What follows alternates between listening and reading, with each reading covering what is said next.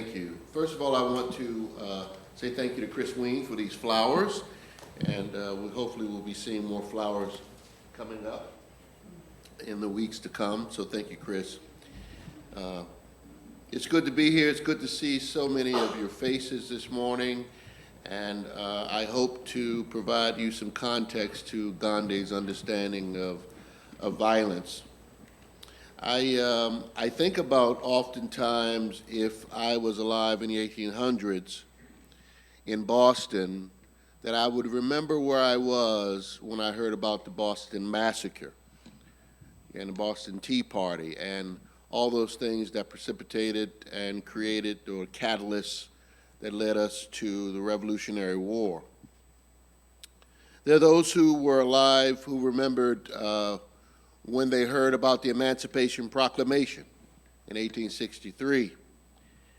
And many of you were alive when you heard that Kennedy was assassinated, and both brothers. And some of you were alive when you heard that Martin Luther King was assassinated, whom we honor today, January 15th, his birthday. And we remember these events because they are traumatic.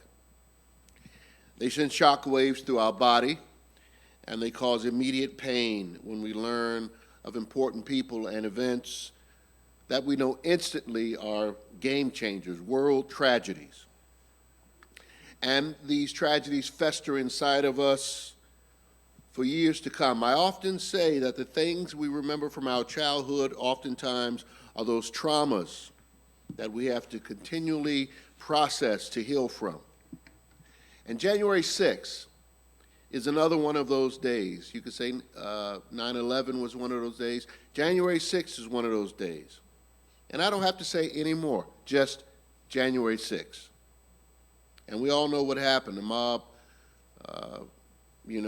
stormed our Capitol to stop an election from being certified. And we were all shocked, bewildered of this potential coup by an American president who pumped his people full of lies and anger and victimhood, so much so that they were willing to kill to keep him in power. And we're still 2 years later not done with this nonsense. The trauma is still ever present. But it is not the first time in America where mobs have attempted to violently overthrow the government. In fact, in Ron Chernow's book about Alexander Hamilton, he tells the story of 2 coup attempts in the 1780s, in the early independence of our country.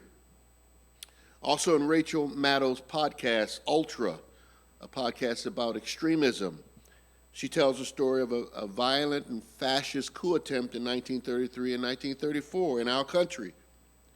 And at the state level, there have been 5 coup attempts at the state level, with conspirators willing to use bombs or guns or violence by any means to achieve their goal. So what happened on January 6th is not new to this country. And strangely, it gives me some relief to know this. It's not new. And as Unitarian Universalists, we're trying our best to create a world with peace, love, equity, and fairness, a world that is humane, and trying our best to eliminate violence in thought, word, and deed. Eliminate it from our psyche. Eliminate violent rhetoric, violence in relationships, words that do harm to the soul. That's what we're working to eliminate because of what it creates in us and in others. Hurt creates more hurt. Hurt people. And we become something else in the process. The hate festers and turns into unharnessed narcissism and tyrannical behavior, creating a bullying, destructive personality. The physical and psychological damage from violence is devastating and long-lasting. Violence is never good for human beings. However, it is something that comes natural to many predator animals. I watch a lot of National Geographic TV shows. I enjoy it. It's therapeutic to me. I don't know. Even with its violence. It's the naturalness of it, I guess. But especially among primates, our closest relatives, you see this bullying behavior, this physical force used to intimidate and impose the will. But we are not primates, I don't think. We are human beings. But among us, violence is used the same way. And I've said this before, bullies are a major problem in our society and always have been. Toxic alpha energy, willing to impose its will by any means necessary. And it creates a vicious cycle that we must overcome. This is exactly how the last administration led, using the methods of dictatorship, and we're still dealing with the ramifications of it. Tyrants maintain their power and control by using mental and physical abuse or control to subdue and hypnotize their people into submission and obedience. And it is mostly emotional and psychological, but it can become violent if it is challenged to be accountable. This toxicity can also be seen in relationships, in marriages, in families, in corporate leadership. And it works for a while, intimidation. Wielding that power, because it goes unquestioned, it is feared. But when enough people gain the courage to question and resist, it is not long before there is a fall from grace. Violent or dominant power is false power. Power by force is not power, it is tyranny. But power with love is godly, it is collaborative and egalitarian. I like to say it checks itself before it wrecks itself. Because it holds itself accountable to its relationships and desires equality and reciprocity. Abusive leadership always, eventually, crumbles. And Gandhi said, it never lasts. As we see violent extremist movements rise around the world, we might think they're winning the fight against a more nonviolent and democratic society, but that isn't true. If you look up the statistics, you'll find that out of 195 countries, 52 are dictatorships. That's 27% today. In 2008, 34% of countries in the world were dictatorships.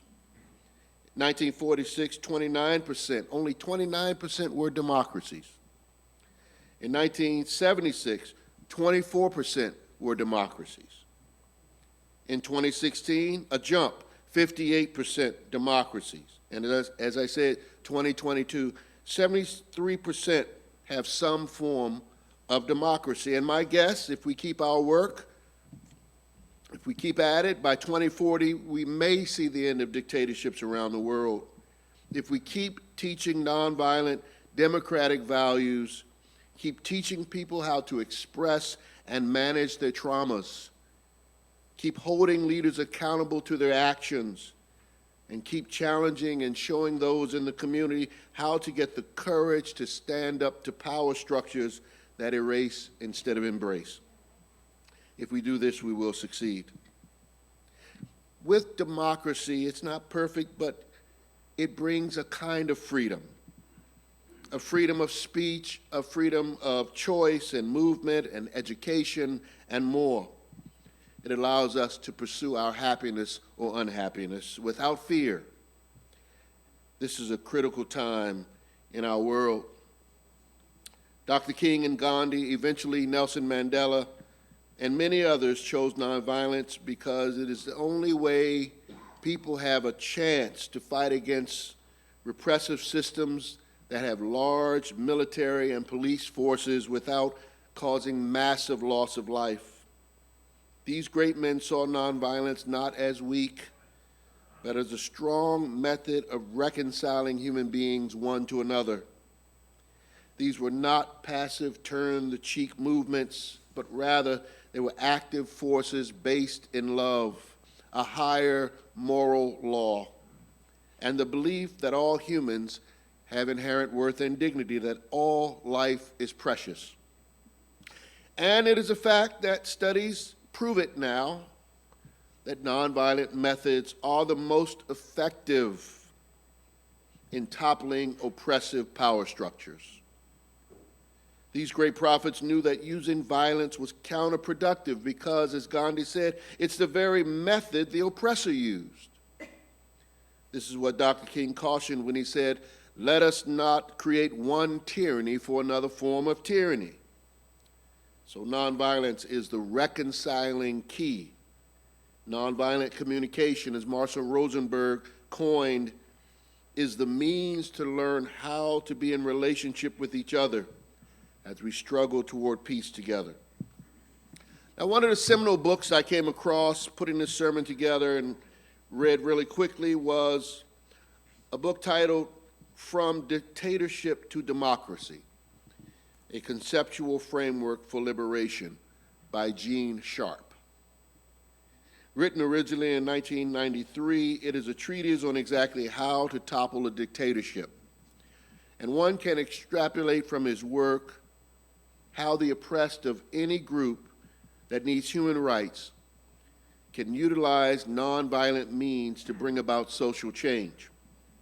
The book has been translated into over 30 languages, and Sharp was influenced by the letters of Albert Einstein, the passive resistance of Gandhi, Unitarian David Thoreau's Civil Disobedience, the American Civil Rights Movement, Saul Alinsky's work, and others. So Sharp is a kindred UU spirit, and some have called him the Machiavelli of nonviolence. In his book, he puts forth almost 198 nonviolent methods we can use to create social change that include protest, persuasion, and non-cooperation. He says that people or dictators have power because we, the people, give it to them. And we can take that power away. He says that their legitimacy is solely based on our cooperation. As Dr. King said so eloquently, non-cooperation with evil is as much a moral obligation as is cooperation with good.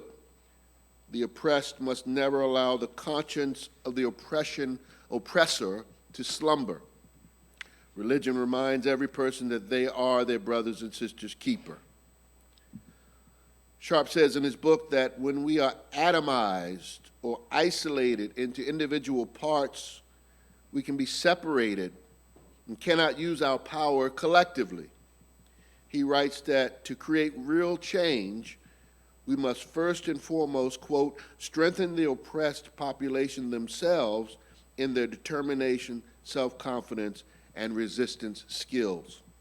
And we must, quote, strengthen the independent social groups and institutions that support the oppressed. He says, quote, liberation from dictatorships ultimately depends on the people's ability to liberate themselves. So our work as Unitarian Universalists here in Annapolis is to work in our community with our partners to strengthen their resolve, to get their courage up, to speak up and to resist, to help them to not accept conditions that are inhumane, and to build nonviolent power bases where we can work to advocate for justice. So we are one of those independent institutions that Sharp talks about.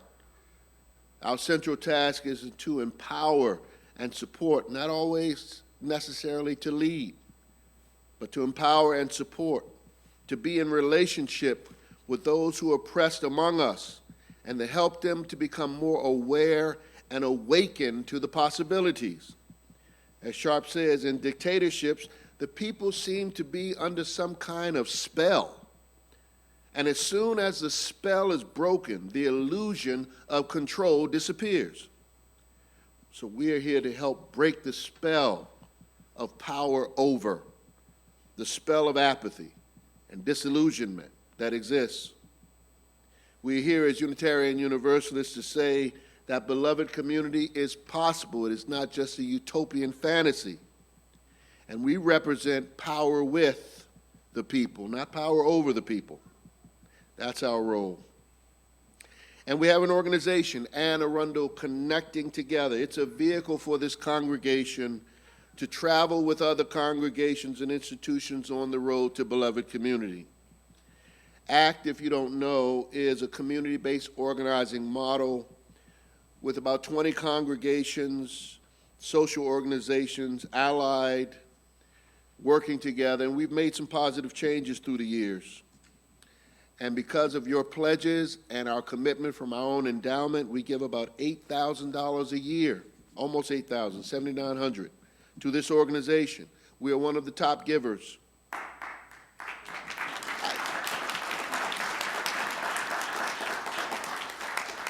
But money's not enough. We need your hands, we need your feet, we need your voices to help this organization gain more power in the state, to help those in the community who have poor living conditions, lack jobs, don't have transportation, no medical insurance, neighborhoods suffering from gun violence, too much violence, poor education, poverty of mind and body. That's what ACT is here to do. The lead organizer of ACT will be here next Sunday, Katie, and she's leading an after hour next week to talk about nonviolent power and how to do a listening session, a listening campaign. Next week during the sermon time, there won't be much of a sermon, but you'll be given the opportunity to practice listening to each other to find out what your social justice passions are. Remember, showing up is really half the battle. Showing up with your power, with your constituents to say, we will not accept this, is the way we create nonviolent social change. And finally, I want to say that the nonviolent method we use socially in the community is also the nonviolent method that we must use interpersonally in our relationships. They must align. At home, at school, at work, the means and the ends must justify. As Dr. King said, the means by which we live must justify the ends for which we live. We start with love and nonviolence to end with the goal of love and nonviolence. By any means necessary is okay, but if it means brutality and bullying and abuse, it is not faithful to the cause, no matter what the end goal is.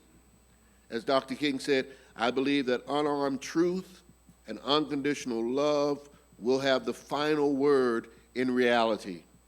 That is why right temporarily defeated is stronger than evil triumphant.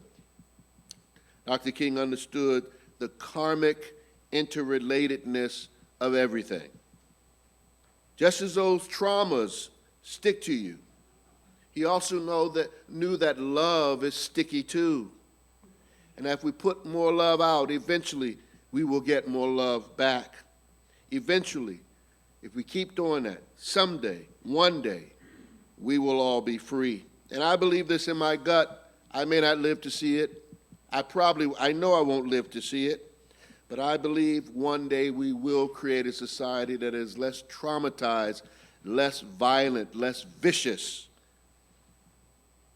And nonviolence is the way. Nonviolent communication through thought, word, and deed is the way. But don't forget that conflict is a part of life. It's necessary for growth. We can have nonviolent conflict and nonviolently communicate our way through it. Conflict is a part of the evolutionary process.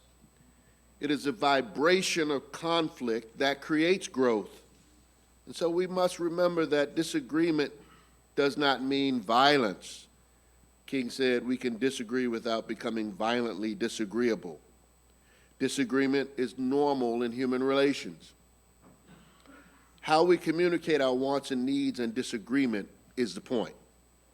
Dictators communicate by demanding their way over all else, or they shame or blame or kill. That is abusive and inhumane power, and anyone displaying this behavior in lesser or greater form, whether a pope or a pauper, is using abusive power. It is not power. It is false power. But nonviolent power, true power, communicates feelings and needs in a way that does not victimize or shame. It does its best not to blame, but rather it explains. It is curious, and it asks questions. It listens, and above all else, it seeks to build relationships. It allows us to draw the circle wide, draw the circle wide, so no one will stand alone, and we can walk side by side to draw the circle wide. That's what we must do, and we can do this by being accountable to our thoughts, words, and deeds.